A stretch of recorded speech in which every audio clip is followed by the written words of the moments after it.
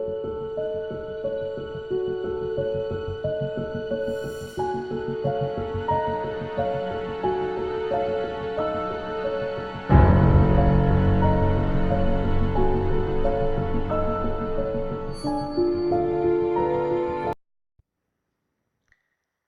this is Jason from Horrific Nightmares, back to do another edition of the TheHORRORman's Slashback Saturday Challenge.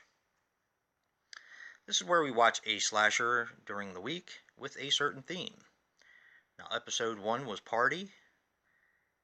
This one had the theme of modern slasher with the years of 2010 to 2018, or maybe at this point 19. Now, I'm going to be honest. Originally, I was going to do the film The Final Girls, which is a film I really liked. But I decided to scrap that in favor of, and this is probably going to look a little familiar to people who follow my channel, Red House. Now, this was in a recent episode, or actually my first episode, of What's in the Bag, Jay. This actually didn't make the cut. And I still had it upstairs, and I kind of wanted to watch it and take a chance on it. I like to watch new films for segments like this, even though last week was The Redeemer. But I'm going to try to stick with mostly movies that I haven't seen, just to kind of get them out there, and to watch more out of my collection. Now, Red House is a 2014 film, which runs approximately 88 minutes, and it also has 2 other titles. If you look it up on IMDb, or my Letterboxd, which I actually have a Letterboxd account now, I will put the description, or the link in the description box below. You can only look it up as The Red House, but that has no "the" in the title. So, it also is known as Evil in the Red House. Now, this is written and directed by Gregory, and I'm probably going to butcher his last name, Avallone, or Avallone. And when I looked up his resume, I was quite impressed. He was actually involved in the casting for Waterworld, and he acted in the films Bull Durham, Wyatt Earp, Tin Cup, and The Postman. Notice a pattern? So I was kind of interested to see what he had to offer as far as like a horror sort of slasher film. Now, this has a plethora of beautiful women, some of which are Kate French, who plays Shelby. She is the main character. She was in a great comedy called Fired Up. She was also in Echoes and Sutures. Now, I have seen Sutures, but I don't really remember it. This also has Yvette Yates as Clarissa. She was in Bloodsucking Bastards. This has Kristen Coppin as Lindsay, and she was in Staunton Hill. Now, I do believe that's the one that was directed by George Romero's son. This also has the director, Gregory Avallone, as Pink. And he was actually really good in it. I enjoyed it.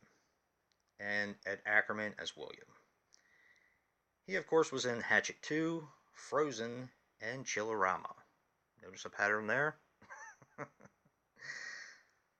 So I wasn't really sure what to expect with this one. I'm going to give you a short plot synopsis.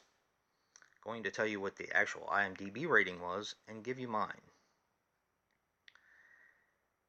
An adopted girl, who is Shelby, played by Kate French, finds out her original maternal grandfather, passes away, and leaves her a house. She goes up with 3 of her friends and one of the girl's boyfriend to see kind of assess the house, see what they need to do to sell it, decide if she's going to keep it, that sort of thing. While up there, she meets it's kind of like a deputy, and learns more of the history on the house, or the history of her maternal grandfather.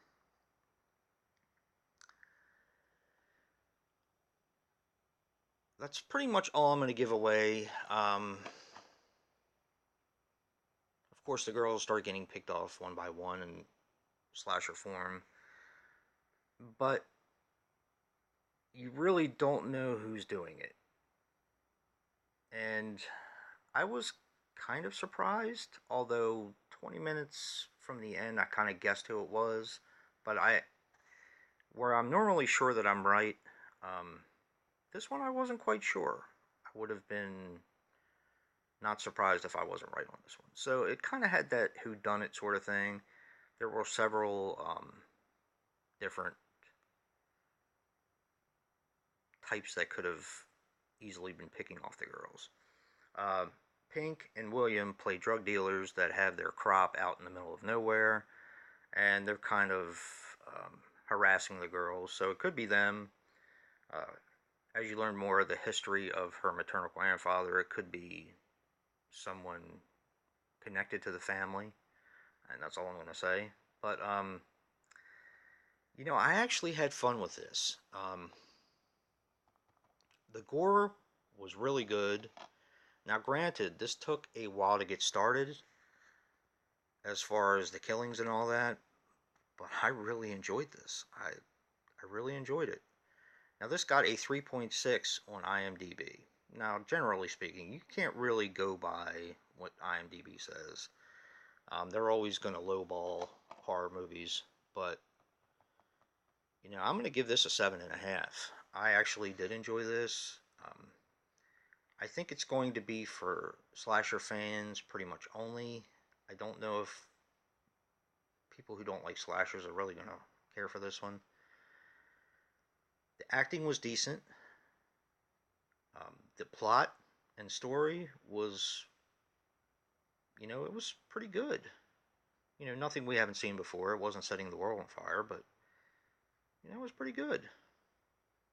And I will say that if you are a slasher fan or a horror fan in general, I'll recommend it, but mainly to slasher film fans. Now, interested to see what next week's theme is going to be, but yeah, actually glad I watched Red House. And if you like what you see in here, hit that like button and subscribe. And until next time.